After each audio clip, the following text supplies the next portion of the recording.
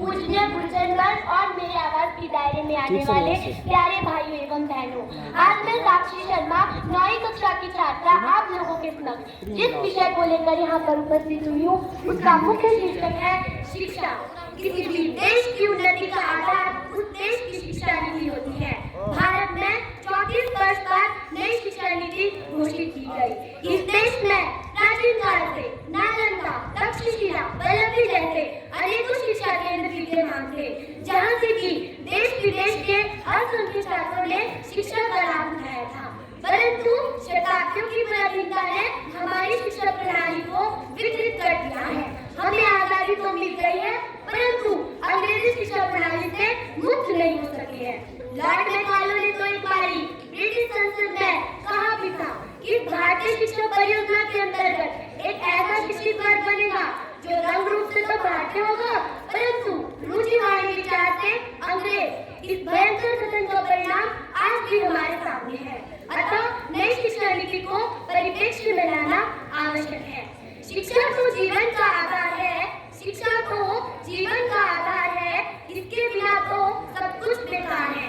अशिक्षित को कोई आज न पूछे है, अशिक्षित को कोई आज न पूछे है, शिक्षा के बलबूते पर ही हम सर उठाकर जीते हैं।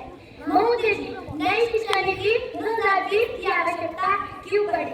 महोदय जी, मैं कहना चाहूंगी कि पूर्व की शिक्षा नीति 1986 मूल रूप से परिणाम देने पर ही केंद्रित थी, अर्थात अर्जित अंकों के आधार पर ही विद्यार्थियों का आकलन किया जाता था। परंतु नई शिक्षा नीति 2020 बहुउद्देशीय दृष्टिकोण पर आधारित है, जिसका उद्देश्य सिर्फ विद्यार्थियों का सर्वांगीण विकास करना है।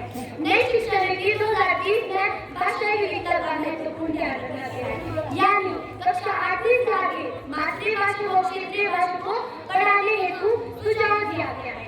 यानी कहने का अभिप्राय यह है कि कोई भी छात्र अपनी स्थानीय भाषा में पढ़ाई कर पाएगा। विश्व के कई महान रणनीतिकारों का मानना है कि यदि किसी देश को नष्ट करना है तो सबसे पहले वहाँ की गुणात्मक शिक्षा नीति को तहस-नहस कर देना होगा। यानी किसी देश को विकसित करने के लिए वहाँ की गुणात्मक शिक्षा नीति का होना आवश्यक है।